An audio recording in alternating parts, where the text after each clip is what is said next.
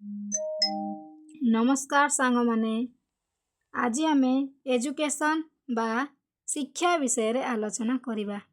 आपण माने एजुकेशन शिखिबा को चाहंती कि ताहेले मोर ए वीडियोटी को लास्ट पर्यंत देखंतु। मु चंपा ए चैनल रे स्टडी रिलेटेड वीडियो प्रोवाइड करूची। तो सांग माने आज आम एजुकेशन पार्ट 4 डिस्कशन करिबा। तो आज रो प्रथम प्रश्न, शिक्षार मानसिक लक्ष्य कौन? उत्तर, मनुष्यर चरित्र और नैतिकता विकास करिबा। क्वेश्चन नंबर 2, शिक्षा और लोकतंत्र संपर्क कौन? उत्तर, शिक्षा सचेतन और दायित्वशील नागरिक तैयारी करे। क्वेश्चन नंबर 3, शिक्षा रे समय परिचालना कौन? उत्तर, पढ़ा और काम को ठीक भावे समय बंटन करिबा। क्वेश्चन नंबर 4, आजीवन शिक्षा कौन? उत्तर, सारा जीवन धरी शिखिबा प्रक्रिया। क्वेश्चन नंबर 5, शिक्षा रे परामर्श कौन? उत्तर, छात्रों को ठीक दिग देखाइबा पाई मार्गदर्शन। क्वेश्चन नंबर 6, शिक्षा रे लक्ष्य निर्धारण काहेकि दरकार? उत्तर, सफलता पाई स्पष्ट दिग मिले। क्वेश्चन नंबर 7,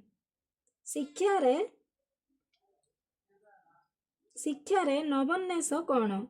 उत्तर, नूतन धारणा और प्रणाली आनिबा। क्वेश्चन नंबर 8, शिक्षा रे शिक्षक छात्र संपर्क कौन? उत्तर, परस्पर सम्मान और विश्वासर संपर्क।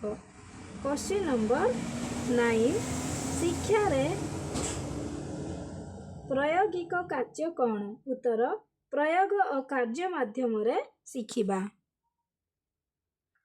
क्वेश्चन नंबर 10, शिक्षा रे स्वयं मूल्यांकन कौन? उत्तर, निज प्रगति को निजे मूल्यांकन करिबा।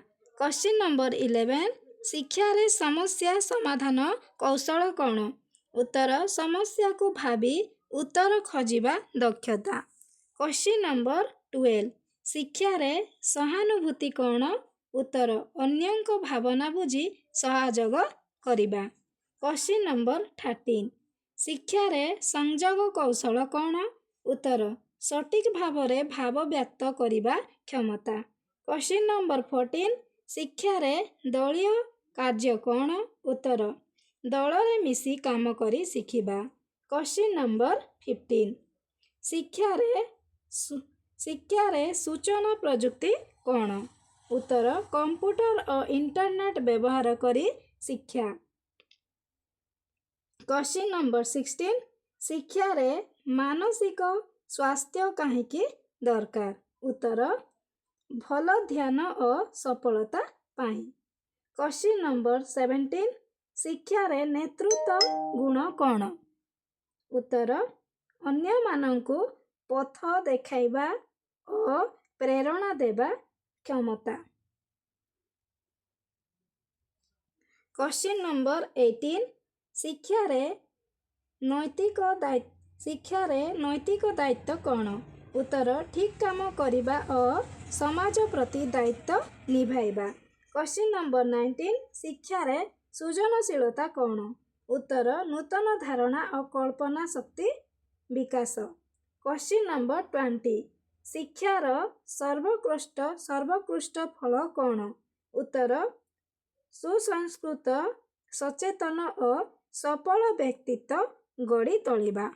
तो सांग माने वीडियोटी भल लागिथिले लाइक करंतु, सांग माननक सहित शेयर करंतु एवं एभली स्टडी रिलेटेड वीडियो पाई चैनल को सब्सक्राइब करंतु। धन्यवाद।